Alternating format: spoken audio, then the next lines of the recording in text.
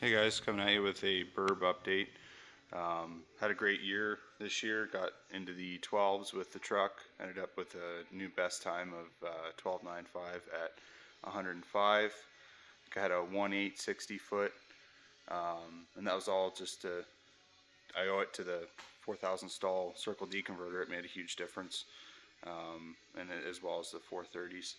But I noticed going with the 245 millimeter converter that it does feel pretty light on the street when you're just driving the truck daily driving. So I was looking for a way to see if I could get some of that drivability back, and I kind of stumbled upon going towards a 6-speed. So that's kind of where it's taken me now. I've got the 4L80 sitting on the floor over here. Nothing wrong with it, worked great, kind of keeping it as a backup just in case the 6-speed doesn't work out. But I do have the 6-speed in the truck now that I'm just kind of mocking up. It's a 6L90, so a lot of the problem with these transmissions is that they're actually huge. So as you can see, one of the first concerns is here the transmission pan is hanging down pretty low. It's not much lower than the exhaust here or the original crossmember when I had it hooked up to the 80. It's going to need a custom crossmember just due to the fact that it's actually got a different mount location on it than the 80E, and it also sits more forward because it's actually shorter than the 4L80E. So the biggest issue being this floor interference up here at the top. I don't know if you guys can see that, but it's pretty tight.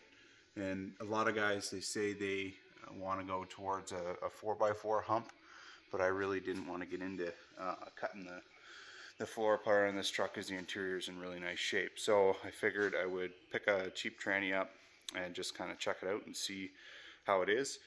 So basically how it breaks down now is the driveline angles have increased by a degree or two. They were roughly 3 degrees, and now I'm roughly at 5 degrees on the engine and transmission. Now, so far I'm not too concerned about that. I think I'm probably going to go towards a 2-piece drive shaft. I've had better luck with the 2-piece than I have the 1-piece. I've had both in the truck. A couple other issues going that route that kind of caused me to have issues with the 1-piece, but so far, like I say, I've had better luck with the 2-piece. Now the tricky thing is with these 6L90s, out of the vans at least, is they've got this massive output shaft on them. It's 1.5 inches in diameter, and you can only go down to a 1410 U-joint. That's the smallest U-joint you can run with these output shafts, unfortunately. So right now I'm running on the 4L80 setup, I was running this original drive shaft with a 2005 extended cab Chevy hanger bearing. I just like these better because they're a little bit better built than just the U-bolt style that comes factory. And then a 1350 to 3R U-joint at the front. Now, I've never had any issues with this. It's been a great setup. It hasn't failed on me or ripped apart or anything like that. But I cannot go down to a 3R U-joint from the 1410 that comes on the 6L90. So what I'll have to do is I'll have to either have this front shaft changed to a 1350, because a 1350 can be adapted to a 1410 U-joint, and then just basically have a setup for the 4L80 that has the 3R and the 1350 joint, and then a setup for the 6L90 that has a 1410 and a 1350. So that's kind of where I'm at. I'm just playing with the fit up. Another note on this 6L90 trans, it has a small little casting rib on the top. I did grind that off for a little bit extra clearance. I think I'm sitting at about 4.8, 4.7 degrees. Whereas with the 80, I was sitting at 2.6 to 2.8 roughly. I'm not sure how accurate those numbers are, just because it's on the hoist, it's not sitting on the cribs. I usually like to set it on the cribs that the wheels sit on, so everything's at ride height. But anyways, I think it's workable. It's not too much of an increase. And if you look from the front of the truck, the pan doesn't hang down too much. It's pretty good, pretty much level. It's just a really big transmission. So if you're thinking of going this route, just figured I'd give you guys some insight on what I'm dealing with trying to get to this point. And basically what drives the change overall is the six-speed transmissions, have a very deep first gear. So it really gets the heavier weight trucks moving off the line.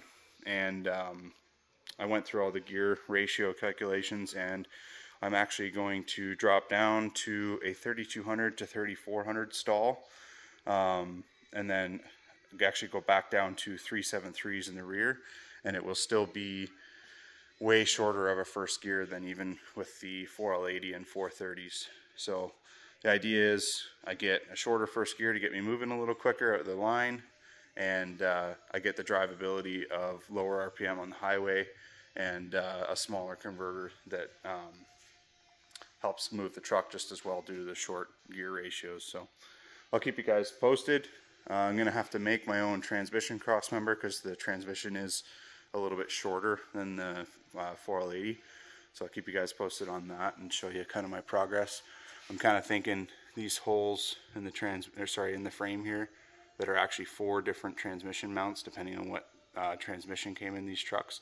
I'm just going to use that and some angle iron and make a little tube frame that goes to this mount. And yeah, that's kind of my game plan right now. So I'll keep you guys posted on any other updates that come your way, and then hopefully some videos of it accelerating and ripping a little bit better than before. Like and subscribe. Thanks, guys.